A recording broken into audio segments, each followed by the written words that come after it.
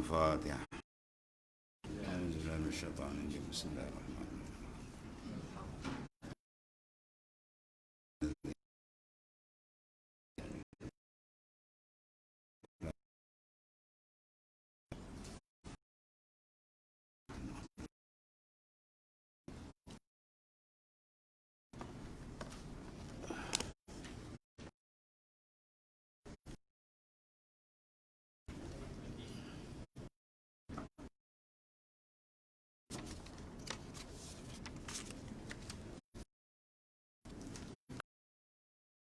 Kawan itu. Itu pertama. Dan ilmu yang diwajibkan fardu ain, akhbirni anil Islam.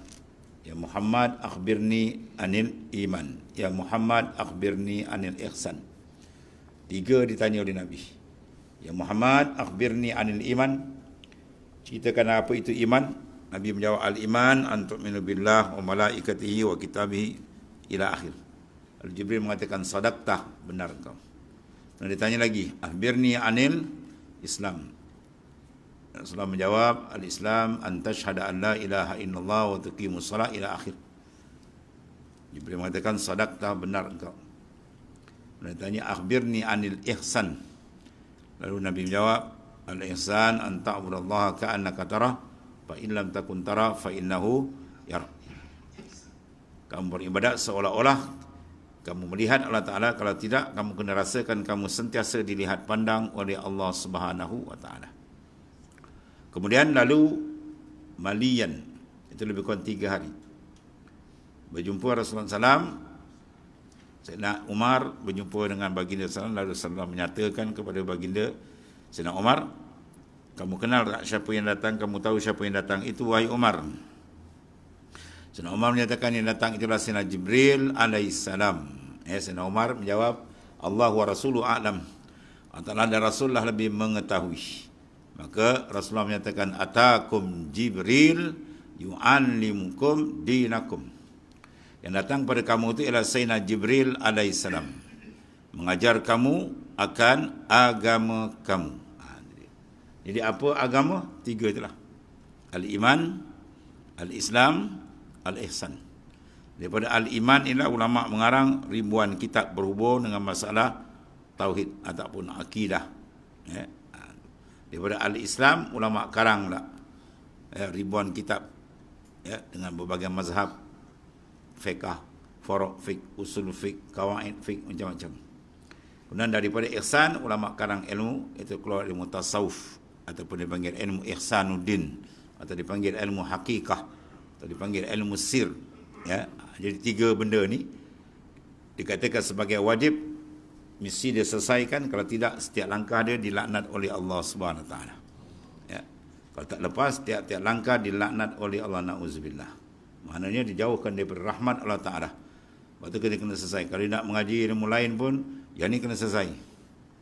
Biar dia kenal siapa Tuhan dia. Mana dalam arti kata yang lain, bersih akidahnya. Kemudian amalan dia pun kena bersih. Itu fiqh dia kena belajar.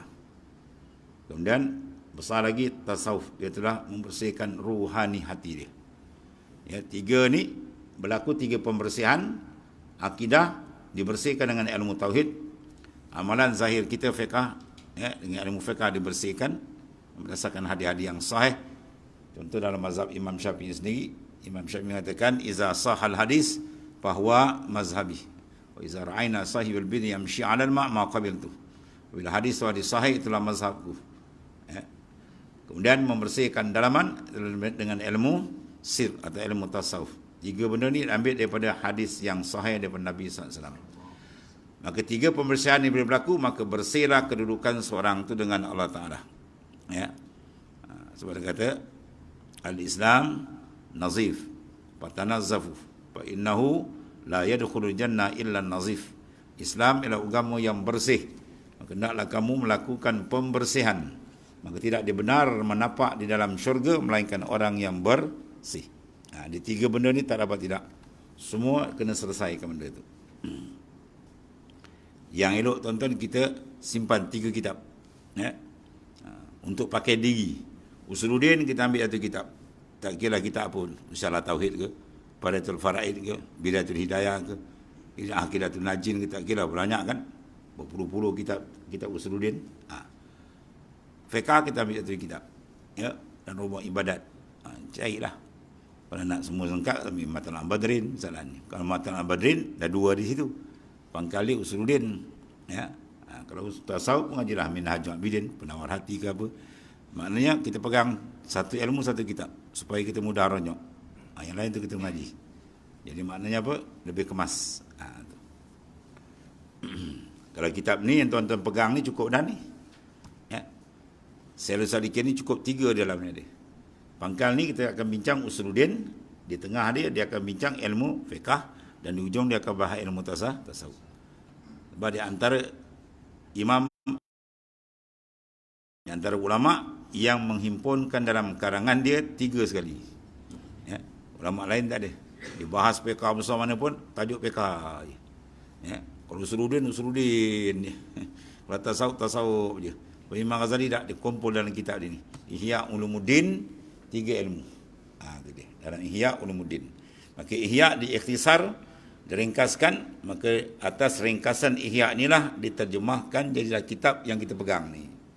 Ya, dipanggil Sayrul Salikin, perjalanan orang yang berjalan ke hadirat Allah Subhanahu Wa Taala. Habis.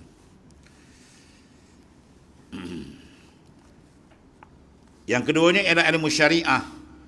Yang dinamakan dia ilmu fara', dan dinamakan dia ilmu fiqh. Ya, nama tu macam-macam lama-lama beri. Yang penting dasar dia tu adalah diambil daripada hadis yang sahih daripada Nabi sallallahu alaihi wasallam. Sebab kita ada 3 benda ni kan. Inna tariqa syari'atun wa tariqatun wa haqiqatun fasma' laha ma musilah.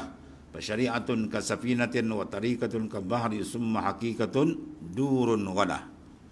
Itu dalam Hidayatul Azkiya disebut inna tariq, sungguhnya jalan yang diambil, yang dibawa oleh Rasulullah SAW. Syariah, dia ada syariat. Wa tariqah, dia ada tariqah. Wal haqiqah, dan ada hakikat. Maka syariat tu dimisalkan seperti apa? Fa syari'atu kasafinah, seperti perahu. Wa tariqah kal bahar, dan tariqah itu seperti lautan. Ya. Wal haqiqatun ila durun ghalah. Hakikat ialah permata yang sangat mahal. Maka permata duduk di mana? Di dasar laut. Dia kena menyelam ambil itu. Itulah isyarat dia. Maknanya ilmu syariat perlu untuk mengambil, dia kena ada apa? Perahu. Kemudian dia kena berjalan. Maknanya atas permukaan lautan. Kemudian dia kena menyelam dalam tu. Baru dapat permata. Apa permata? Itulah yang dikatakan makrifat yang sebenar dengan Allah Subhanahu Wa Taala. Ya. Antashhadahu, bahwa kamu syuhud akan Allah Taala. Syariat dengan makna apa? Anta'budahu, at-tariqah antaqsudahu, al-haqiqah antashhadahu. 3 benda ni cukup. Ya. Semua akan dibahas dan kitab ni semua akan diterang nantilah. Dan ketiganya ilmu batin. Yakni namakan dia ilmu suluk, dan ilmu tariqah, dan ilmu tasawuf. Ya, macam-macam nama dia. Ilmu sir orang panggil pun ada juga. Itulah tersebut dalam hadis Nabi sallallahu alaihi wasallam. Secara umum, talabul ilm faridatun ala kulli muslimin. Hadis riwayat Imam Dailami dalam Musnad, ya, Al-Firdaus. Dalam Ittihafus Salatul Muttaqin ada disebut dalam hadis.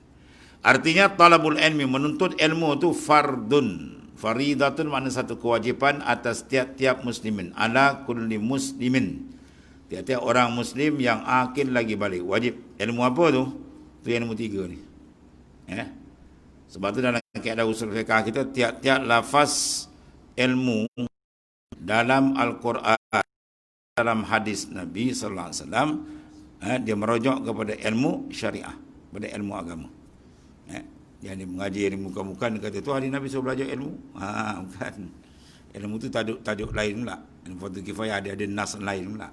Kalau hadis ni didatangkan alif lam tu. Alif lam di ahli zihni dia panggil. Yang termaklum. Itulah ulumus syariah. Ada pun kadar yang wajib fardu pada menuntut Iaitulah sekira-kira menuntut ilmu yang diketahui dengan dia, dengan ilmu tu akan zat Allah Ta'ala, pengetahuan yang dibenarkan. Ini akan diulas di belakang. Cara mana yang dimaksudkan pengenalan tentang zat. Adakah mengetahui kunhi zat? Tidak. Sebab kunhi zat tidak dibenarkan. Ya, kunhi apa makna? Hakikatul zat. Dalam hadis Nabi kata, tafakkaru fi khalqillah wala tafakkaru fi zatih. Berfikirlah kamu tentang kejadian segala makhluk yang kita pandang sekeliling kita. Depan, belakang, kiri, kanan, atas, bawah, semua ni fikir. Supaya apa? Listidlal, dapat mengeluarkan akan dalil. Kewujudan Allah mana dalil? Ni dia. Ni dia. Ya, ini dia panggil dalil akli. Atau dalil nakli diambil daripada Quran dan hadis Nabi SAW. Ya, sebab kalau beriktikad tidak ada nas dalil, maka iman dia bergoyang. Ya. Man qallada fi tauhidi imanuhu lam yakhlu min tardidi. Siapa yang beriktikad sedangkan tak ada nas, tak ada imanuhu, iman dia lam yakhlu min tardi, la yakhlu min tardidi. Iman dia akan bergoyang bahaya. Sebab tu dia kena dengan dalil.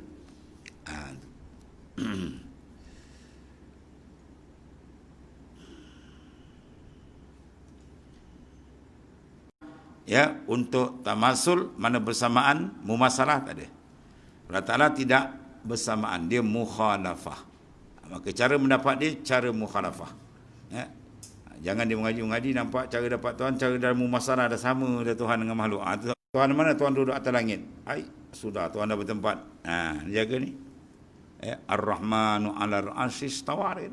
Tuhan bernama Rahman duduk atas arasy. Wah, banyak kacau. Ya, bila atas bawah ni sifat apa dia panggil? Sifat makhluk. Allah Ta'ala bukan bersifat sedemikian.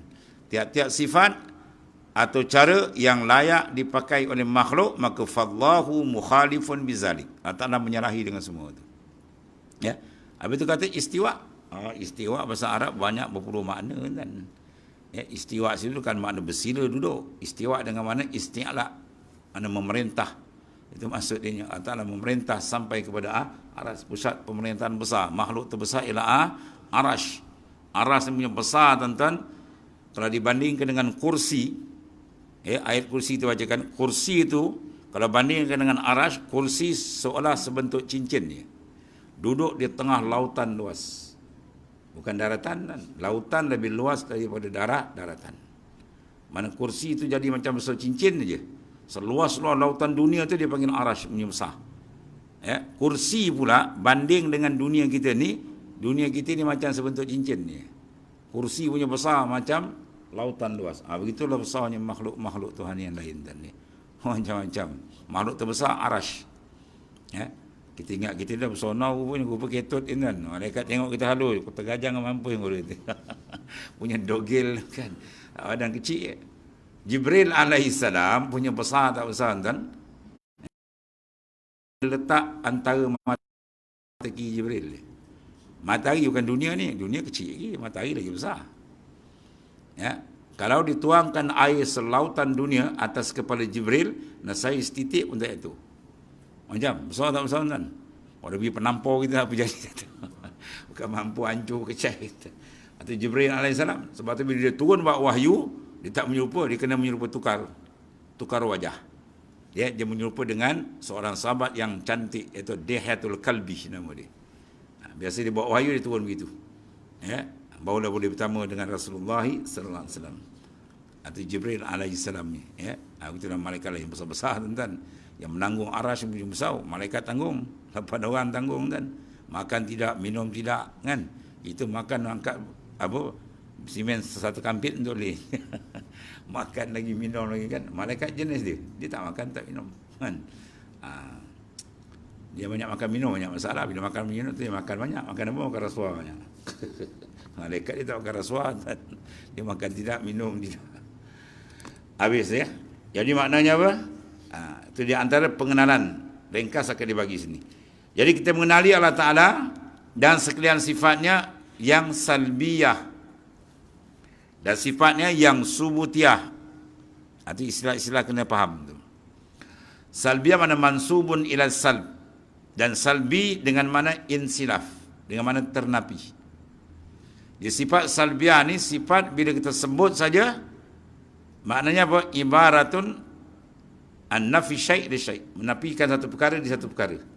Ya. Dia bukan sifat benda wujudi tu. Kalau kita salbiah, sifat 20 kita belajar kan, dia ada berapa sifat salbiah itu? 5. Wa khamsatun ba'daha salbiyatun. 5 selepas daripada wujud, itulah dipanggil salbiah. Kidam, baqa, mukhalafah, qiyamuhu binafsi, wahdaniyah. Sebab apa dipanggil salbi? Sebab apa 5 sifat ini dipanggil salbiah? Wujud pula diletakkan dengan sifat nafsiyah. Ya, dia semua ada dipanggil tanasub. Apa makna tanasub? Kemunasabahan. Atau letakkan sifat tu. Ya, ulama letakkan ni nama di salbiah, ada tanasub, ada munasabah dia. Sebab sifat ini dengan makna menapi, mana ternapi. Bila kita itlaq aja, ya, kata kidam. Apa arti kidam? Arti kidam apa? Sedia. Makna kidam? Makna kidam. Makna kidam ialah ibaratun an-nafil adami sabiq lil wujud. Itu makna ya, arti lain, arti tukar bahasa. Bahasa Arab ke bahasa Melayu. Adapun makna lain, benda yang tadamun dalam makna dia, kidam tu makna dia dikendaki, makna lain. Mana ibarat daripada apa? Ibaratun an-nafil adami sabiq lil wujud. Ternapinya ketiadaan yang benda.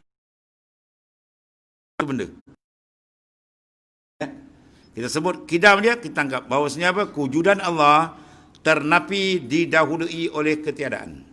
Bermakna wujud Allah tidak didahului oleh ketiadaan. Wujud Allah Ta'ala tidak didahului oleh ketiadaan. Kita sebut baka aja, kita nampak, faham, dinafikan maknanya adam sabik. Ya, adam lahik. Ibaratun an-nafil adamin lahik lil wujud.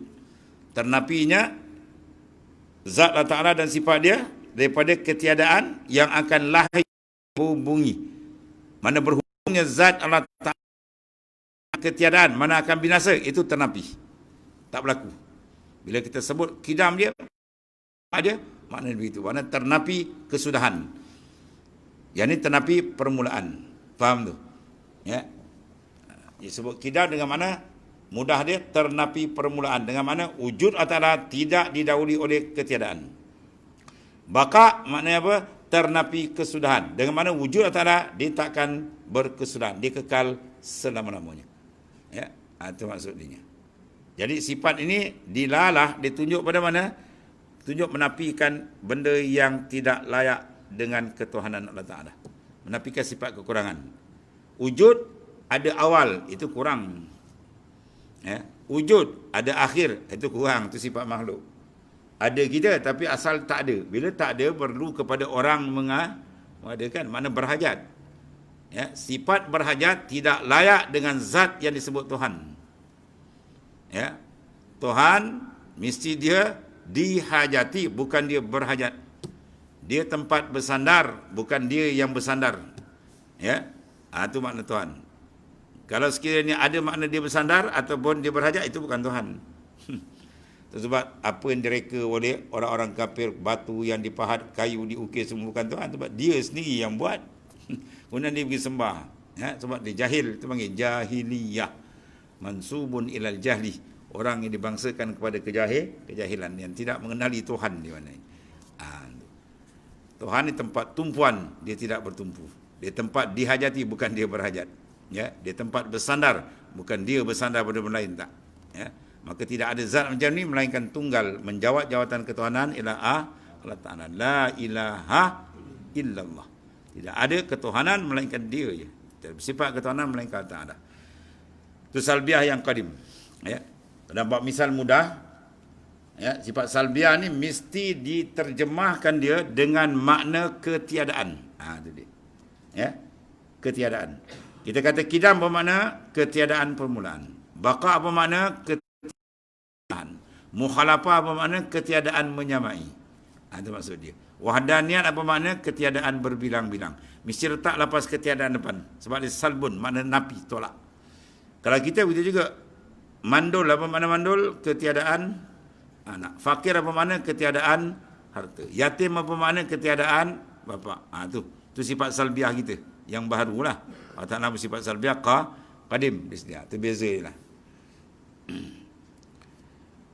Mana sifat salbiah ni menafikan benda yang tidak layak di zat Allah Ta'ala.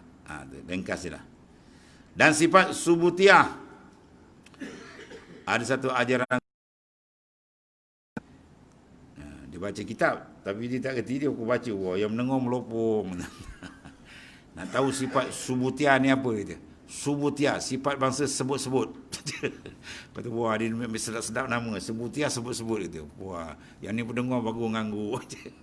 Macam-macam. Sifat subut ni dipanggil sifat yang sabit. Sebab tu kalau tuan-tuan tengok dalam kitab-kitab Arab terjemah, dia kata apa makna kudrat? Beza. Kudrat ialah sifatun wujudiyatun qaimatun bizat. Kudrah. Kalau kaunuhu qadiran, kaunuhu qadiran, dia tak sebut sifatun wujudiyatun. Dia sebut sifatun sabitatun. Sifat yang sabit. Ada panggil subut. Sabit ni. Benda sabit ni apa makna? Benda yang maujud fi zihni. Akal kita nampak, tapi nak tengok tak nampak. Kita buat misal mudah je biasa apa? Kita makan, benda yang kita makul, benda makan apa? Kuih, nampak. Nasi, nampak. Roti canai, nampak. Bila kita makan dia, sedap. Sedap tu nampak tak? Nampak. Sedap benda, akal dia pun nampak, faham. Oh, sedap kuih. Kan? Sebab tu bila bercakap, kuih ni sedap, sedap sungguh. Kalau tak sedap, orang panggil apa? Tak sedap. Orang tak kata kuih kau ni tak ada sedap lah. Orang tak cakap sebab apa? Sedap bukan ada. Benda ada, lawan dia tiada. Kuih tu ada lagi tak? Ada. 3 keping lagi ada. Kalau tak ada, kuih dah habis. Dah tak ada. Kalau sedap, orang tak kata tak ada sedap. Orang kata tak sedap je. Sebab apa? Jaga tu. Martabat dia tak sama tu. Martabat wujudi dengan martabat mana hal. Ya? Faham?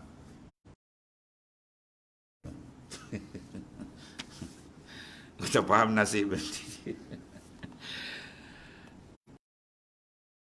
Ini ringkasan, akan belakang dia akan diulas. Ini dia punya gezek dia tuan-tuan ni. Mengetahui akan penghulu kita, Nabi besar kita Muhammad sallallahu alaihi wasallam, dan mengetahui akan segala Rasul alaihi wassalatu wassalam. Sebab ini jawatan paling besar dalam dunia daripada awal dunia sampai kiamat. Jawatan, martabat, pangkat paling besar ni lah pangkat ni. Pangkat ar-risalah, kerasulan. Dia bukan pangkat wakil rakyat, bukan menteri apa tak ni. Ini dari Tuhan terus. Sebab jawatan paling besar, jawatan kerasulan, kenabian, tidak ada pilihan raya. Betul? Nanti Nabi buat pilihan raya, maut. Ya? Tak ada. Jawatan paling suci, paling besar, paling penting, Allah Ta'ala tak izin campur tangan manusia pilih. Dia pilih sendiri. Ya? Sebab jawatan paling besar. Ya? Amanah Allah Ta'ala. Sebab tu Tuhan tak izin tangan-tangan manusia untuk memilih jawatan kerasulan dan kenabian. Allah Ta'ala sendiri pilih, dan Allah Ta'ala pakaikan dengan sifat-sifat kelayakan yang wajib. As-sidq, al-amanah, at-tabligh, al-fatanah. Kan? Kalau pilihan raya jadi rasul, lama-lama ni lain cerita ni. Dan Tuhan takkan izinkan, sebab dia jawatan paling besar kali. Sebab nak membawa akan ayat-ayat wahyu-wahyu Allah Ta'ala. Ya? Kemudian mengetahui datangkan oleh mereka apa yang dibawa datang, ya, daripada segala perintah agama tadi. Kesimpulan Imam Ghazali kita apa? Agama tu ada 2 je lah. 2 pecahan, bukan 2 agama. Ad-din syatran, fi'lul ma'murat wa tarkil manhiyat. Tu je. Agama tu dipecahkan 2. Pertama apa? Pelaksanaan yang diarah dan meninggal yang dilarang. Tu je. Dalam agama dia ada 2. Suruh, tegah. Tu tak banyak. Tapi dalam dia masuk, banyaklah dia.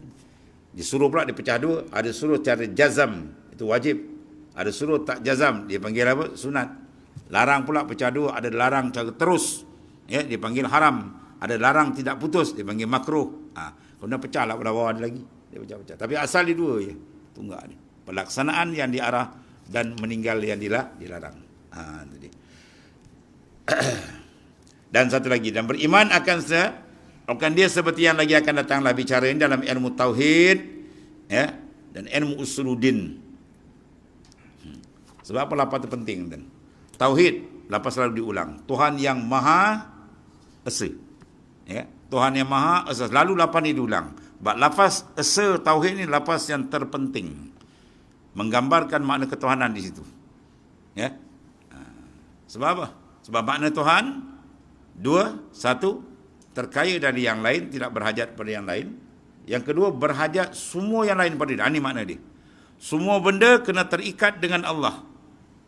Dan itulah, tidak ada satu benda pun yang terlepas dari Tuhan. Kalau ada satu benda je terlepas daripada Tuhan, dia tak berkait dengan Tuhan, batal makna ketuhanan. Makna ketuhanan mesti iftikaru kullu ma ada ilaih. Jadi oleh nak semua benda berhajat pada dia, mestilah dia tunggal. Kalau Tuhan dah banyak, maka dia bersepah sana majak sana, yang A jadi langit, B jadi bumi. Yang A jadi langit, bumi dia tak buat. Yang jadi bumi pula, langit dia tak buat. Jadi tiap-tiap dakwa Tuhan ada benda terlepas daripada dia, batal makna ketuhanan. Makna ketuhanan semua kena Allahu Samad, tempat tumpuan. Itu perlu lapas tunggal, tuan. Apa itu usuluddin, asal, tunjang. Tanam pokok kita kena jaga akar. Kan? Kita baju macam-macam jenis baju kita hantar bawah dan nanai. Dia kentar kat bawah. Nama pokok layu apa asal pokok ni kan? Rupanya apa? Usul pangkal dia dah rosak. Pangkal bagi agama tu dia al-aqidah. Sebab dia panggil aqaid, ilmu aqaid. Ilmu aqaid, ilmu apa? Simpulan, tambatan. Ya, kita dengan Tuhan kena ada tambat dengan akidah. Kalau tidak ada akidah, mana tak ada tambatan. Bila tak ada tambatan, dia habis. Dia hanyut. Ya? Dalam kitab ini, insya-Allah dia akan bahasakan datanglah. Kemudian dan dia kata, dan memadalah mempelajari ilmu fardu ini. Wallahu a'lam.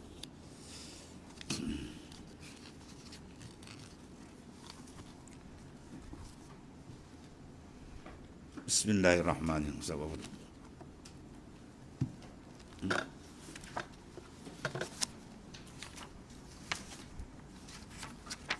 Jawab tu.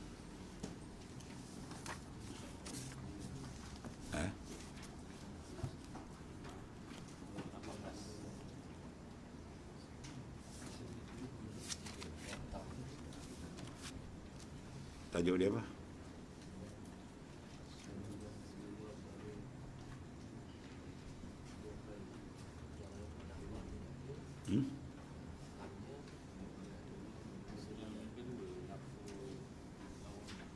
Nafsul lawamah.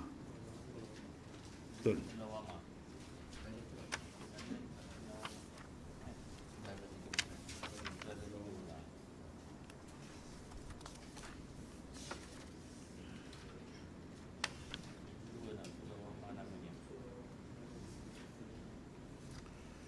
Dan martabat yang kedua itu. Qala mu'allif rahimahullah, martabat yang kedua namakan nafsul lawamah. Ini kebanyakan nafsu standard kita ni tuan ni. Kalau amarah dia tu tak nampak. Semayang masjid dia tak kenal. Bila tuan kesian ke dia, tuan beri satu peningkatan, dia naik nafsul lawamah. Lawamah makna mencela. Dia belajar, dah tahu hukum, tapi selalu terjatuh. Makna jalan-jalan jatuh bangun. Bila jatuh je, dia mencela akan diri dia. Dia bertaubat. Tapi dia belum tetap lagi. Orang panggil jalan jatuh bangun. Itu nafsu yang kedua. Nafsu lawamah. Bila dia kuat lagi, riyadhah mujahadah atau nak buka lagi, dia pergi nafsu mulhamah. Nafsu yang punya dapat ilham baik, mimpi yang baik, pandangan yang mukasyafah yang baik tu buka. Dia naik satu peringkat lagi, mutmainnah, ini tamam. Kalau dia mati dalam keadaan mutmainnah, confirm jamin syurga. Hanya kali dia 7 lapis tu. Bila mutmainnah dia sudah dapat apa tuan? Jemputan, surat jemputan daripada Ta'ala dia dapat. Wah, ni surat jemputan apa ni?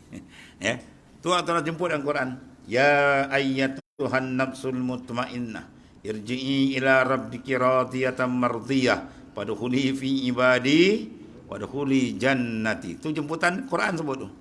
Ya ayyatuhan nafsul mutmainnah, wahai jiwa yang tenang. Jiwa tenang ni tuan-tuan tu. Ringkas mudah-mudah ni kalau buat misal, ujung bulan, tengah bulan, akhir bulan sama je. Faham? Faham kan? Kita kalau tengah bulan, muka dia lain sikit. Kan? Sebab duit siling ni tinggal. Kalau pangkat bulan dapat gaji, senyum. Apa? Ni tebal lagi. Dia jiwa dia ialah jiwa RM nama dia. Bukan jiwa Rabbani, jiwa RM. Duit ada, dia senang. Bila duit tak ada, dia monyok macam ayam macam ayam apa? Ayam mata dene tu. Orang tengah mata ayam mata dene. Anak ayam sakit mata dia macam tu rupa kan. Ya, jiwa dia ditambat dengan apa? Benda luaran. Adapun nafsu mutmainnah, jiwa dia tak ada. Mu'allakun billah, dia bergantung dengan Allah Ta'ala dia. Setiap saat duduk dia, bangun dia, hati dia sentiasa dengan Tuhan. Dan ya, mana unsur luaran tidak boleh mempengaruhi dia.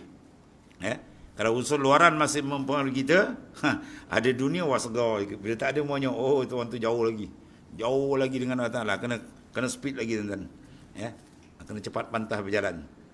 Sebab nak dapat lesen besar ni, mutmainnah lesen besar ni.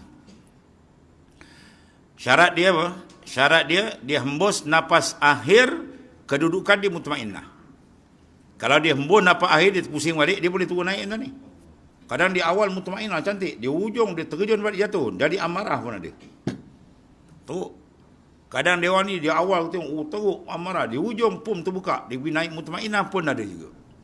Persoalan di hujung umur kita tak tahu ni. Apa nafsu tahu lawamah ke amarah ke mutmainnah kita tak tahu. Sebab tu kita kena jaga sentiasa, pantau dia, mudah-mudahan dijejak kepada mutmainnah. Mutmainnah jiwa yang tenang. Dia tenang dengan siapa? Dengan Allah. Bi falyafrahu, dengan aku dia gembira.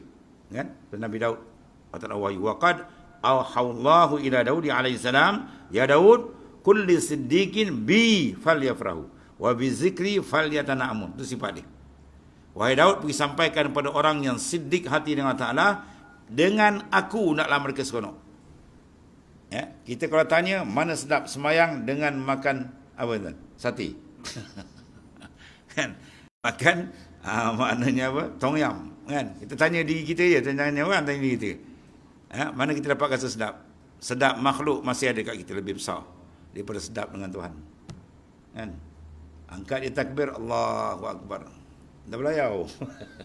Kata dia pergi tuan. Buat kira-kira pun ada namanya. Nasib baik dia tak mengeling. Oh, ini rugi besar kan. Habis. Ya, baru belum rokok dah terbagai. Ini bukan mutmainnah. Mutmainnah ni di istilah sufi panggil salat semayang ni, dia panggil mahalul mi'raj. Diangkat dia takbir, rohani dia mi'raj ke hadrat Tuhan. Maksudnya apa? Jasad dia duduk sini. Ada para Rasulullah mi'raj dengan tubuh jasad sekali. Dia rohani dia, jasad dekat sini, kat sab ni, tapi rohani pum. Dia tajali. Memandang azamah, kebesaran, kehebatan Allah Ta'ala. Yang sangat dahsyat. Oh, situ dia punya buka sedap tuan. Lepas tu dia orang semayang, lagi bangun semayang. Lagi semayang, lagi sedap. Ya, Syekh Ali, cicit Rasulullah SAW. Ya, Ali Zainal Abidin. Satu hari dia semayang 1000 rakaat tuan. Sebab tu dia beri pangkat Zainul Abidin, perhiasan bagi ahli ibadah, abid. 1000 rakaat. Sebab apa tu dapat ni? Rasa dia apa? Lazzah. Mana lazat, seronok, syauq dengan Allah Ta'ala. Ya. Al-khali ani syauq muakharun. Semua ni enjin dalam kan. Al-khali ani syauq, batin hati seorang yang khali, kosong. Tidak ada syauq dengan Tuhan, rindu dengan Tuhan tak ada, kasih dengan Tuhan tak ada, kosong. Maka muakharun, orang ni duduk corot belakang. Kalau budak-budak mengentar desa kan, orang dah minum air dia pun sampai sikit. Bahawa dia tak ada minat. Ya. Dia tak minat mengentar desa. Orang suruh mengentar desa, dia jalan macam itik pulang petang. Orang nak balik dia pun sampai. Sebab apa tu? Dia tak minat, tak ada syauq. Tapi kalau ada syauq, laju dia pergi. Begitulah kita dengan Allah Ta'ala. Nak bina syauqi dengan Tuhan, ya, rindu. Maka nak dapat rindu dengan Tuhan apa? Banyak benda dia kena pasang lah. Ya. Pertama kena menilik segala nikmat Allah Ta'ala. Kita kena tilik nikmat Tuhan. Itu disebut dalam hadis Nabi, iza nazara ahadukum ila man fudila alaihi fil khalqi wal malih falyanzur ila man huwa asfala min. Ini kita nak membentuk nikmat pandang. Ya. Apabila kamu tengok orang lebih pada hidup dia, daripada ke rupa dia, ke harta benda dia, ke lebih daripada kamu, maka kamu kena tengok orang bawah kamu. Ya. Jangan pandang orang depan.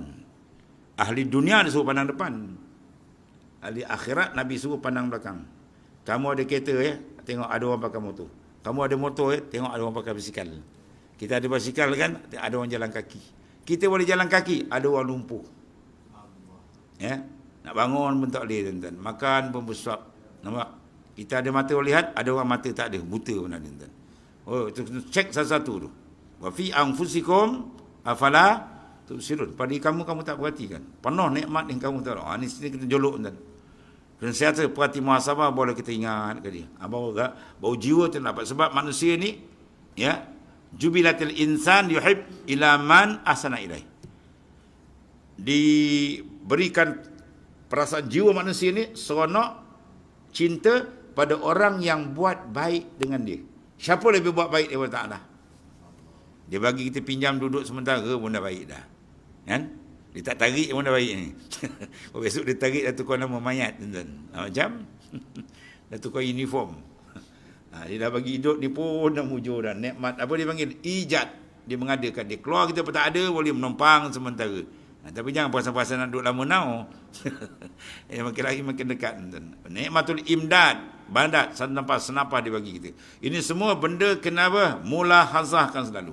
Bangun malam-malam, duduk, yang sunat taubat semua siap, perhati nikmat Tuhan tadabbur. Ya. Dia tengok orang buta macam mana tuan-tuan? Macam mana jalan tu, gapo jalan. Oh, masya-Allah. Kita boleh melihatnya, Allah masya-Allah. Tak ternilai nikmat. Kalau orang nak bagi mata sebelah dia tabut bayar. Ya. 500,000, 100,000. Mana? Tak nak kita tak apalah, tak ada duit pun tak apa.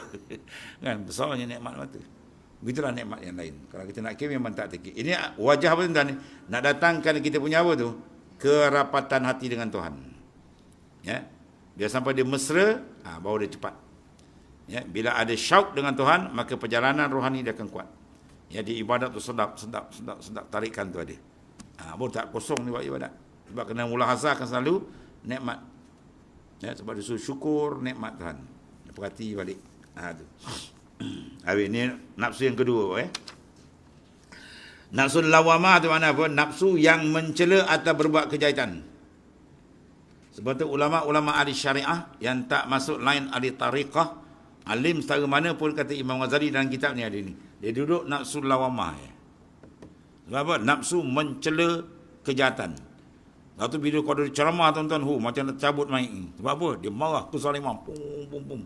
Lepas tu dia balik semayang subuh pukul 6. Dia dengan orang ni, dengan Tuhan dia jauh lagi tuan. Berarti tu ya. Tadi dia marah ke orang. Oh betul lah tu. Dia cakap tu betul. Ya, ni buat kezaliman, kita menentang kezaliman. Betul lah tu. Mana dia mencela kejahatan, maksiat, kerosakan dia mencela. Tapi tentang diri dia dengan Tuhan sendiri, dia sendiri jauh. Ya. Ibadat dia lembab. Sebulan tak pernah kata Al-Quran. Ya.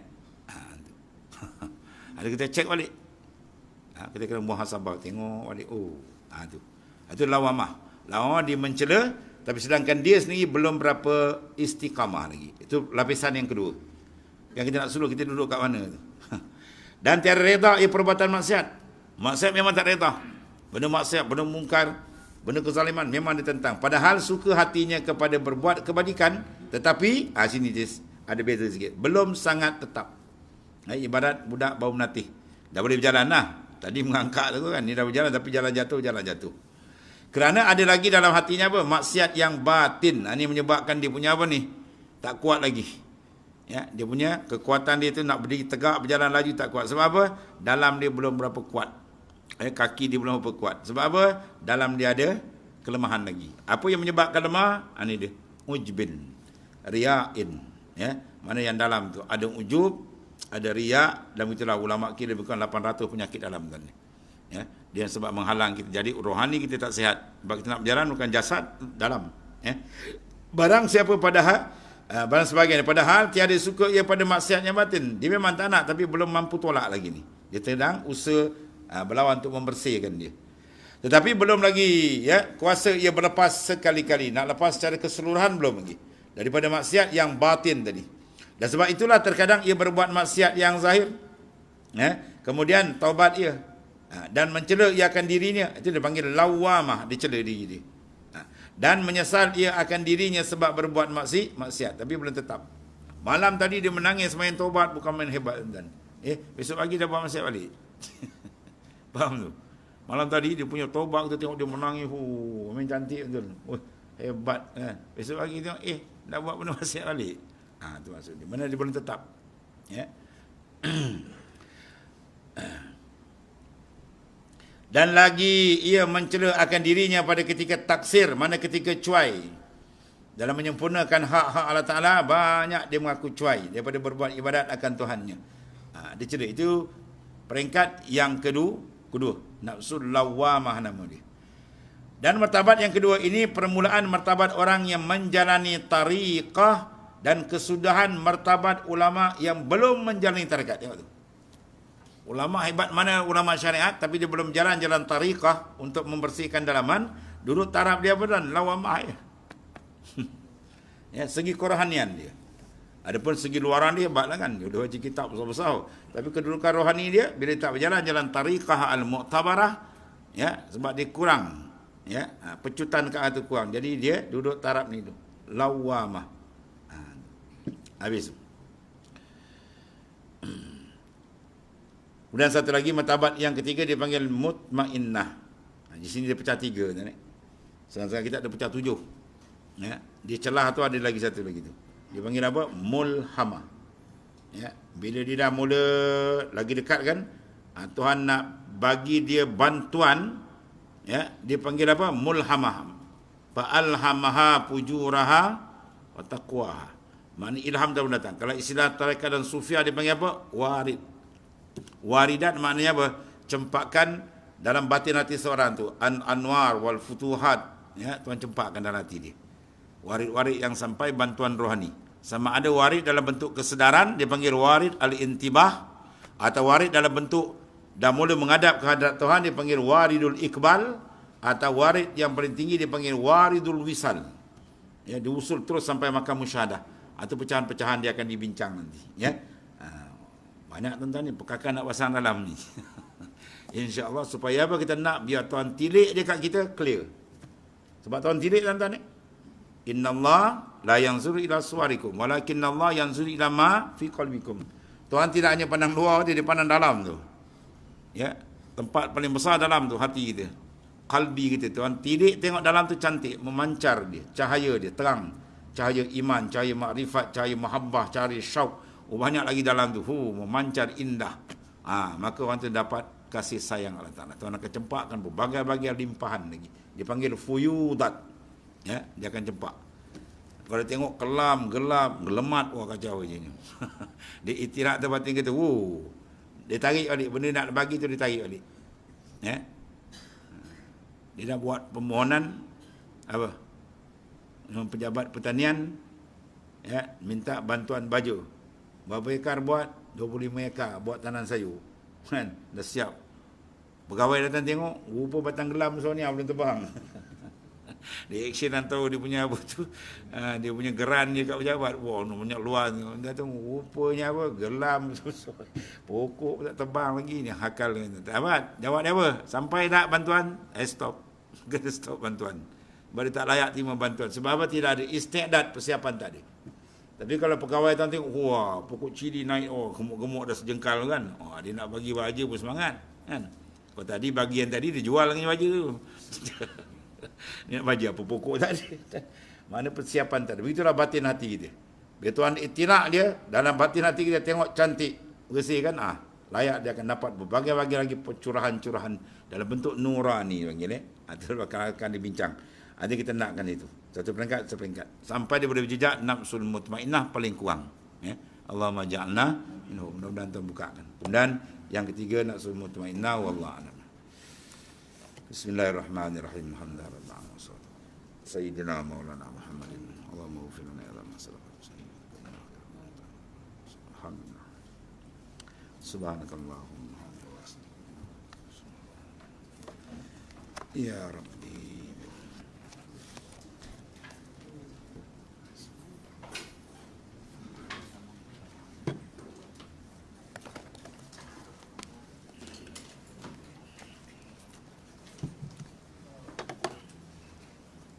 Ya Rabbi.